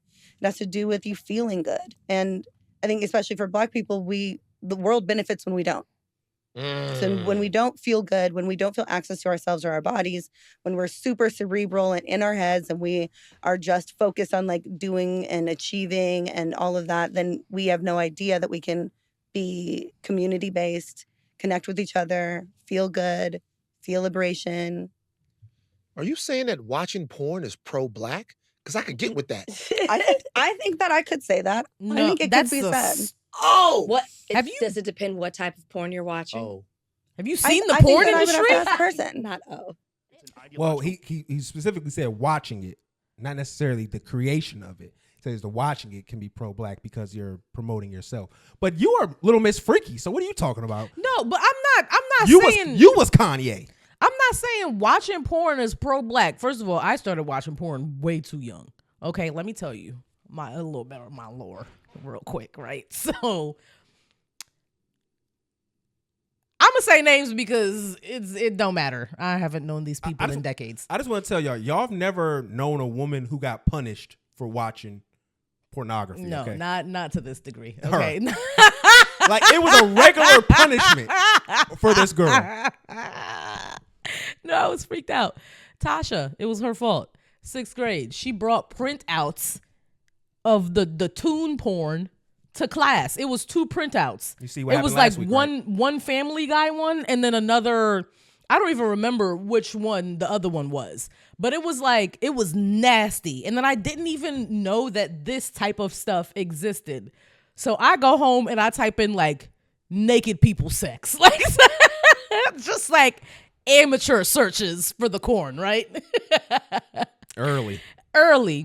So I remember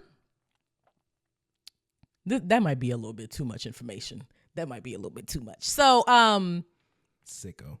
I started just like Googling this stuff on my house computer that was in the dining room when I was home after school because I was alone. Both my parents was at work. I was an unsupervised child. I was supposed to be upstairs at my family's. It was a 2-family home. I was supposed to be upstairs with the babysitter. I used to just be like, listen, I'm just going to go downstairs real quick because I live there and there's no reason for me to be here. So I would just go downstairs and watch porn for like an hour and then come back upstairs. An hour of porn is crazy. Listen, first of all, I've always took a developing brain. I've always taken at least 45 minutes to pick the video. I just want to say, and then at that point, there was no bean flicking happening. It was just clicking and like watching stuff, rubbing your jeans on. It was there was no like pleasure happening whatsoever, right? So they found the corn on the computer. I got in trouble for that. I started ordering it on the cable. There's a modest family. A modest. Like we had just gotten cable a couple years before that, so I'm ordering video on demand porn, and then like I order like maybe like 3 videos, like, and I do that because none of them are good. Like it takes me a while to find one, so none of them are good, and I'm not enjoying any of them. So I just keep buying them and fast forwarding through most of it. Right? I'm not even like fucking watching these things.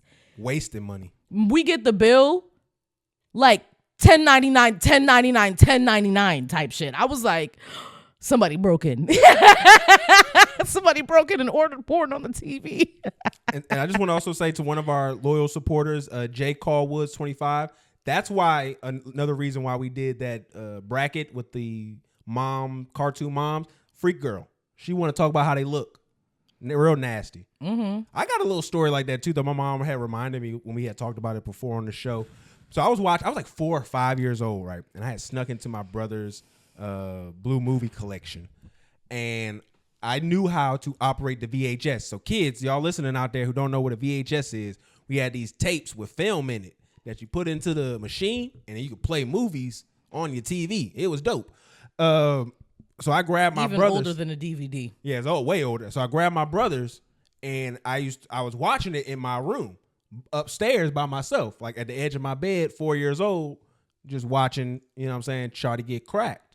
So I'm chilling and everybody looking for me. So that's way too young. I was at least like I was 11. 4. I was 4.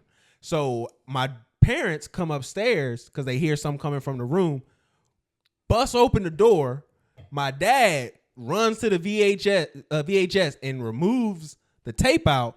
And I look at him square in his eyes and say, what did you do that for? You don't even know you're doing anything wrong. Yeah, I'm sitting there, just my hands on my leg, just me by myself. Watch. Not even hard. You can't even get hard. Oh, my dick was hard. At 4 years old? Yeah. Your dick get hard when you're a little boy. What you talking about? When you have to pee and stuff, your dick get hard. Okay, I guess. My dick was sitting there like, I didn't raise any children and I didn't have any children around me. I'm sitting there. I was just sitting there just like my ankles crossed. And I'm just hand very matter of factly hand over my area, and I'm just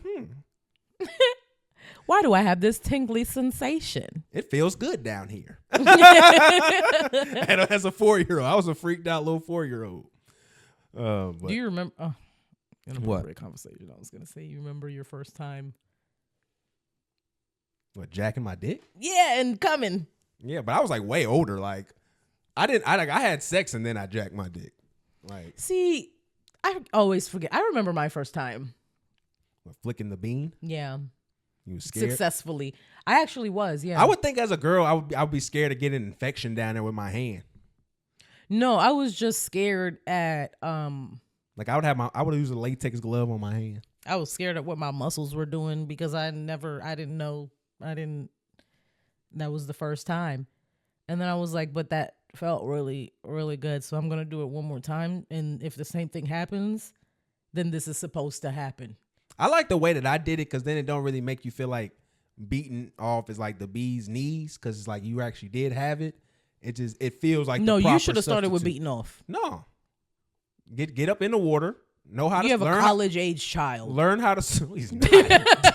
Dickhead. He's not college. Like age. you should have been beaten off instead of fucking for real. No, come on now. You need to jump in the water, then you learn how to row the boat, self-driving. It's a good way to do that. All right, we got to get into this Dottie 6. So I have no idea who this gentleman is.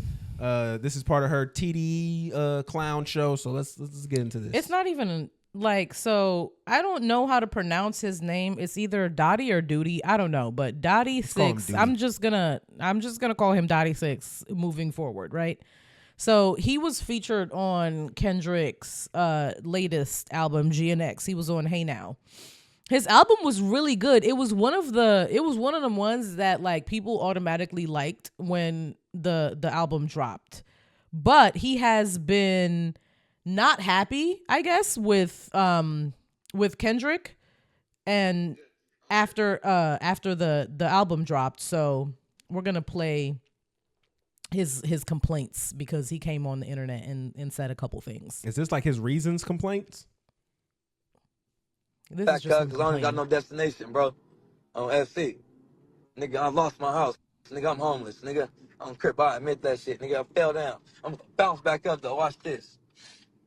It's all good, cuz. And these rap motherfuckers, I can't wait till these rap motherfuckers start saying shit in their songs. I'm like, dead homies. I'm gonna beat their ass on the beat and I'm gonna kill them in real life. The fuck? Back cuz. Okay. Well. Yeah, so obviously this man isn't the most stable. So I saw this. He was like he put out some text too that it looks like he was texting Kendrick. I don't know. Like asking for like a handout? No, so it said posting that shit now. Why you not answering, bro? And then another it says I'm busy, whole day booked up. Let me know what you got to say. I'ma say it on the news at 12. And then reply, bro, post, I'm on North. I don't give a fuck. If Dottie is on the North saying, post Dottie is on the North and say K Dot is a bitch, ain't tapping in. I don't know why he posted that. But I was looking a little bit more into this. So Dottie is upset because I guess he doesn't think that Kendrick did enough for him after featuring him on the album. And he's saying that he hasn't capitalized. Oh no, that he hasn't gained anything or any traction from the song at all. And nigga, that's on you. Like Chike is out here getting it. Like he's been in everybody's face. He was another artist that was featured on the album. In everybody's face on TikTok, playing his song, doing his little dance to his song, trying to make it go viral every single day. And then apparently Dottie is on drugs. So there is literally a video of him doing whippets. Like, you know, the nitrous can thing? Shit Kanye was doing. First of all, you're a crackhead. A crackhead. Like if you're huffing gas. And then apparently he's homeless because his baby mother kicked him out because of the drugs. And then apparently he on that meth too, allegedly. He's doing meth as well. Like the good kind though? Like I don't know what or is it biker? Is there good meth? Yeah, there's like biker meth and then you got like the good stuff. All I know is the meth you do once and you're hooked for life. He He on that crank is what you That's saying. the only meth I know. Damn, he ain't on that Heisenberg. So I just think it's really, so obviously there are a bunch of people like, oh, blah, blah, blah, Kendrick ain't doing nothing for his people and all that. But what can you do for a nigga that's literally doing meth? Rehab?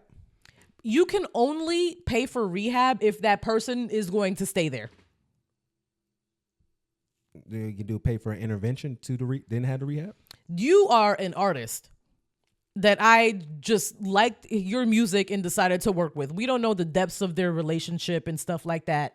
Oh, so Kendrick not a guy that feel like he owe anything to his fellow black man is what you're saying? No, that's what people on the internet that are stupid are saying, is exactly that.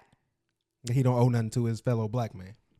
That's what they saying that's what he's like, oh, you're saying that you don't need to do anything, blah blah blah. And again, we don't know what the fuck Kendrick is doing. I'm saying but also how much of a responsibility is it of mine if I've seen you from afar as an artist? I don't know you personally at all. I like your music. I decide to bring you onto this project, give you a little bit of a platform. You continue to sniff gas and do meth and then get kicked out by your baby mom, and that was my fault.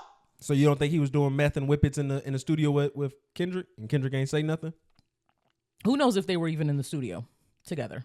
That's what I'm saying. He might have sent the verse over. We don't know if they were in the studio together at all. So over this past year, we've learned that Kendrick then had friends that got exposed as being PDF files on streams. Got him homeless. He got Hispanics saying N-word on his record. That's what he's doing right now. Because you just can't see. Because I'm exposing your clown of an artist. You just can't see who is nothing to what he says that he is. Again, it's just sad. Kendrick, man, just another example of you just being fake. Just a fake guy. He's not a fake guy. He is. You can't get a nigga out of a meth addiction. Did he try to? He is not we don't know. He hasn't said anything. He doesn't reply to anything. Dottie 6 is saying that he ain't doing shit. We haven't.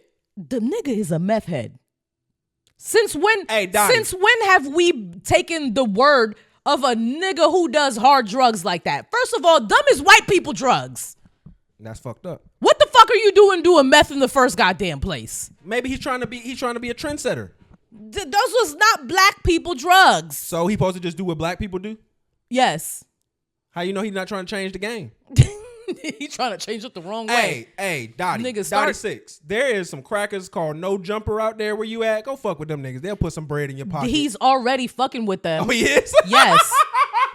Adam is a sicko. And then niggas literally have been like, No Jumper is exploiting this man. Oh shit! Hey, good job, Adam. That was a smart play. Like this nigga is not in a good space mentally. All jokes aside, and like whatever he's saying now, obviously there's like an ulterior motive behind whatever he's gonna come out and say.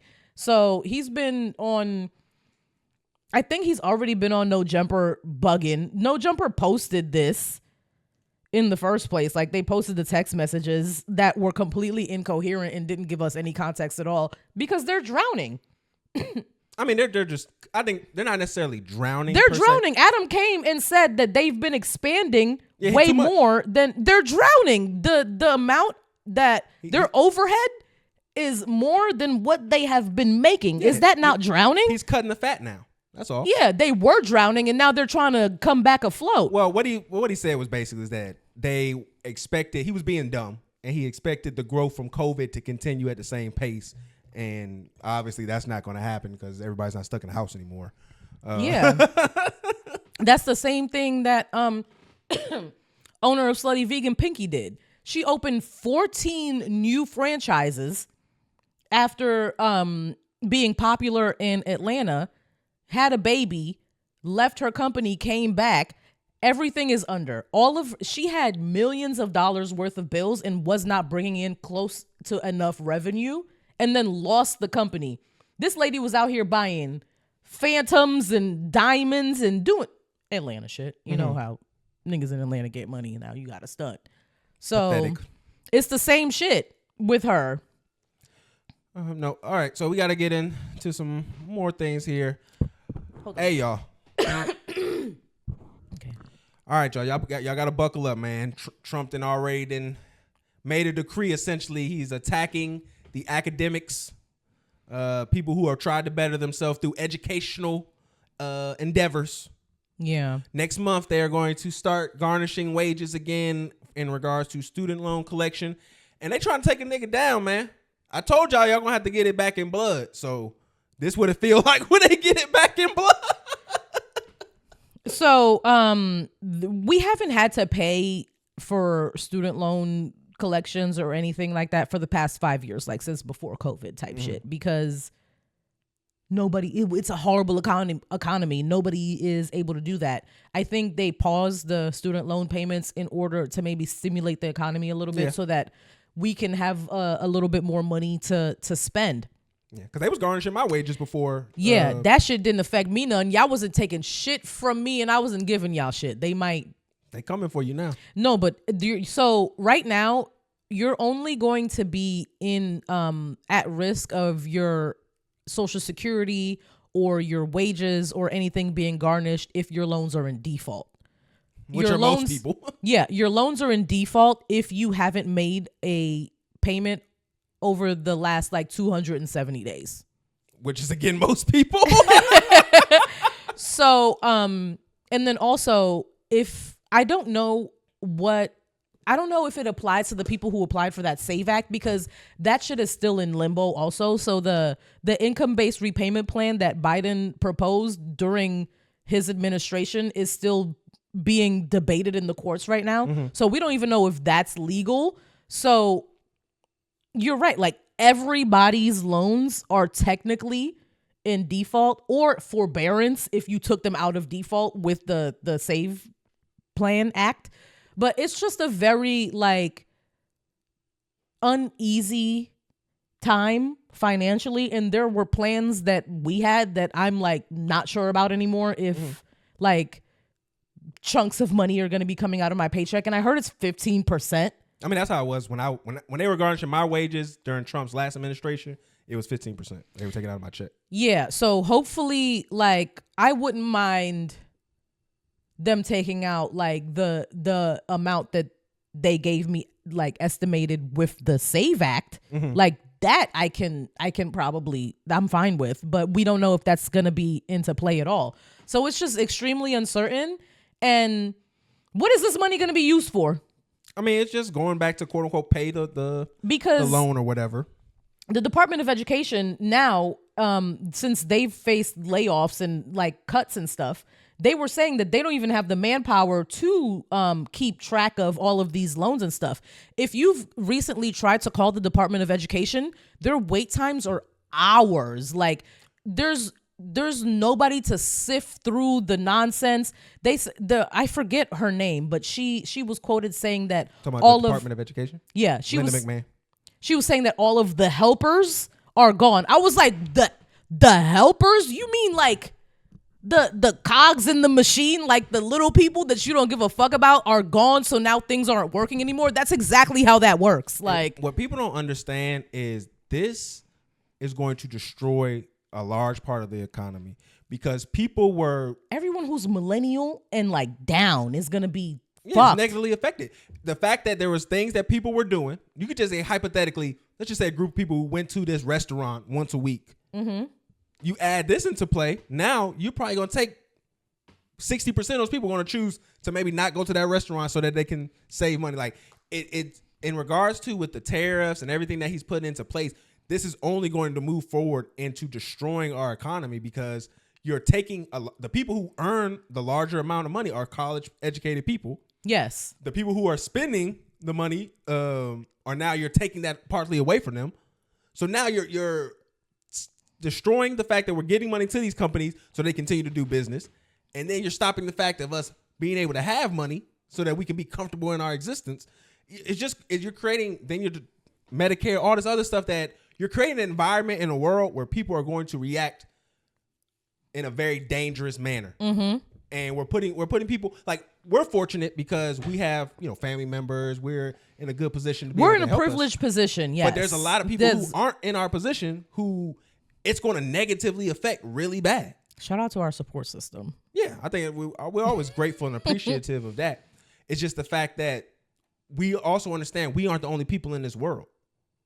And we also understand that when we want to go out and somebody else is being negatively affected, that could then come to us. Yeah. We go out to go see a movie or do something nice, and somebody who last year around this time was making it, but, it's still a little rough. Now, they out on their luck. Grandma need medicine, baby need diapers, money getting low. Hey, it's a nice couple right here. Let's see what they got on them. And everything is more expensive. Like, everything is more expensive. Mm-hmm.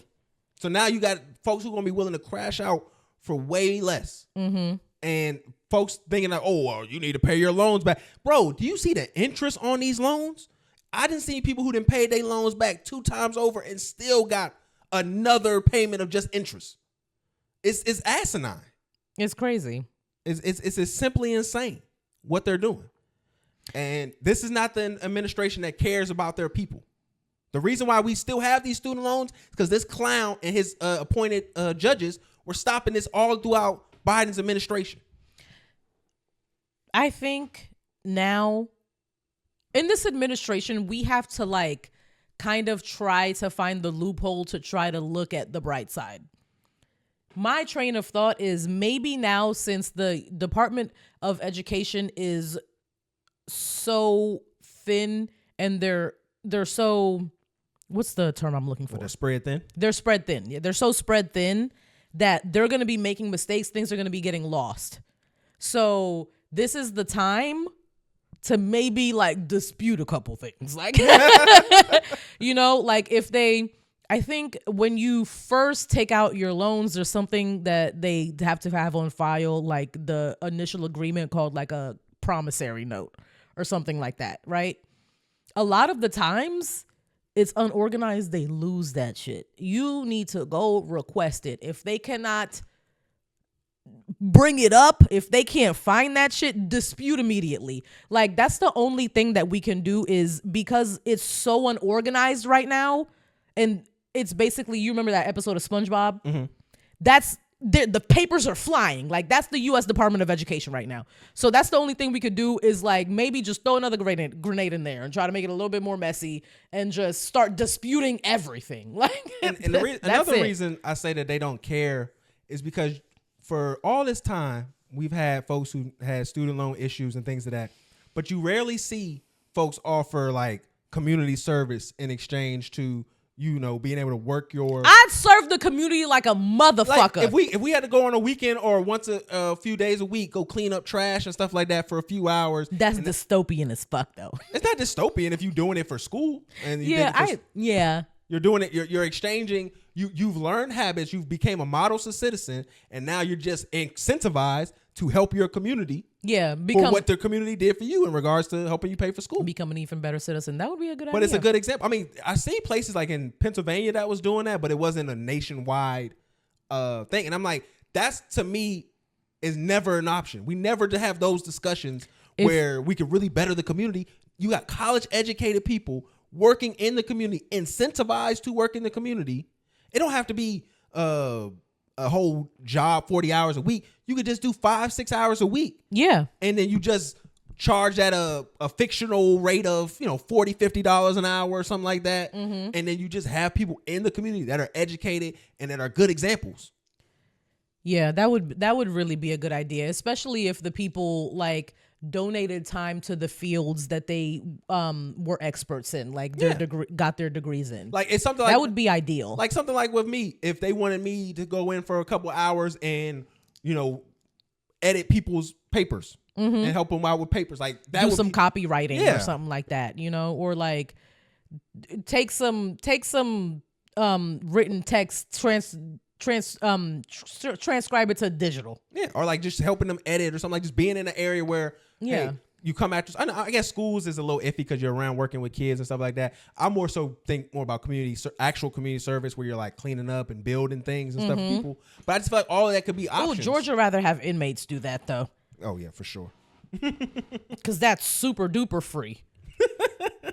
But I just think there's so many options we could have, and nobody brings those up, and it's because they don't really care and they want to harm people and not actually help them. They want to bend us over. That's all they want to do. They doing the bending. The U.S. government is always doing the bending. All right, so life is a labor of love. So let's keep building these moments together. And remember, your job is not your family. And the only thing you should be exploiting is these corporations. Let them know what they need to do, Ms. Furr. Follow us on all of the social media at talk.fnf.tv on Facebook, Twitter, Instagram, TikTok. If you're currently listening on the streaming services, please download. And then if you're listening on YouTube, leave us a like, comment, and subscribe if you like us. Bye. Love you.